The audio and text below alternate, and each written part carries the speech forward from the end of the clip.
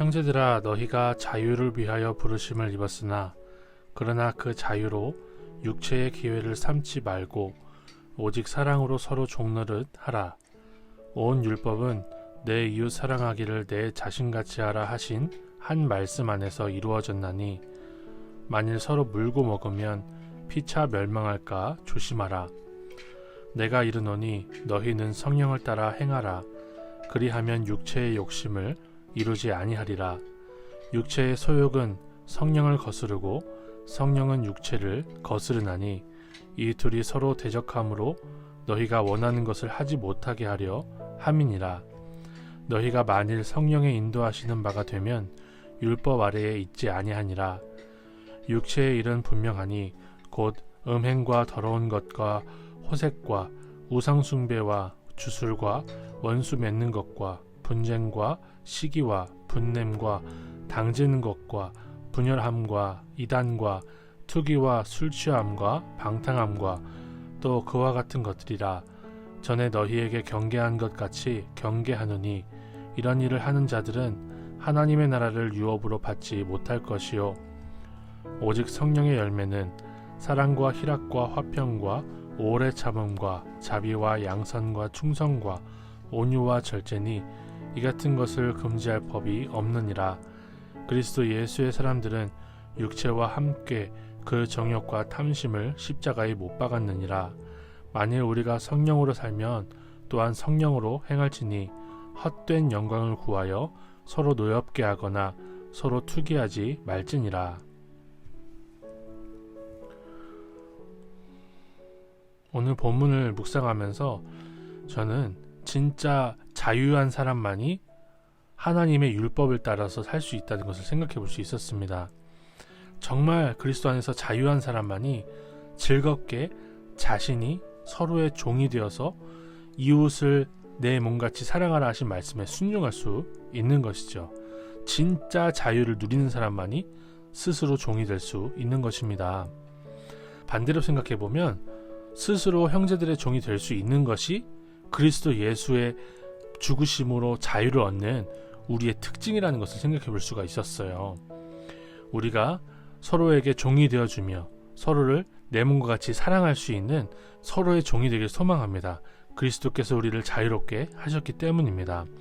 저는 특별히 목회자로서 교회 안에서 연약한 부분들이 보이고 또 안타까운 부분들이 보일 때 비판하고 비난하기보다 정말 온몸으로 섬기는 종으로 살길 원합니다.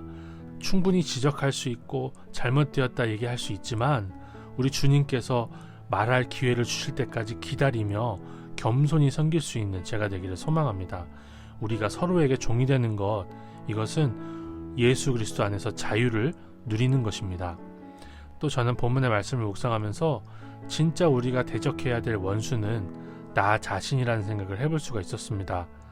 내 육체가 원하는 것을 대적하고 성령의 열매가 내 인생에 맺히게 살아야 하는 것이죠. 육체의 소욕은 성령을 거스른다. versus라고 할 수 있어요. vs입니다. 성령은 육체를 거스른다 라고 얘기를 해요. 육체와 성령이 양립할 수 없고 우리는 성령을 따라 살기 때문에 육체를 거스르며 육체를 대적하며 살아야 된다는 것을 분명하게 알 수 있습니다. 육체가 천하다 이런 얘기를 하는 것이 아니라 우리가 하고 싶은 대로 내 육체가 내 구원받기 전에 자아가 하고 싶은 대로 사는 것을 우리가 대적해야 된다는 것입니다. 자고 싶고 먹고 싶고 내 마음대로 게으르게 살고 싶은 나 자신을 대적해야 돼요. 다른 사람들을 해롭게 해서라도 내가 잘나 보이고 싶은 육체의 유혹에 내가 적대적으로 대적해야 될 줄로 믿습니다.